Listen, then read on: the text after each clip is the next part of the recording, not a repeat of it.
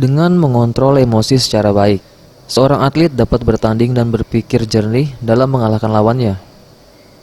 Ahli Neurolinguistik Programming M. Huzairi mengatakan, pengelolaan mengontrol emosi dapat dilakukan atlet ketika bertanding dengan cara mengendalikan pikiran setenang mungkin. Dengan ada rasa tenang saat bertanding, seorang atlet mampu mengeluarkan permainan terbaiknya selama latihan.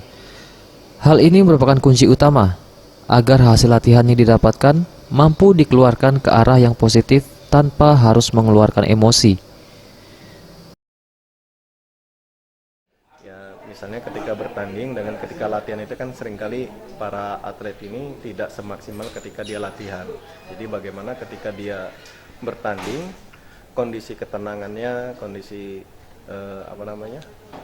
keberaniannya, kepercayaan dirinya tidak menurun ketika berada di.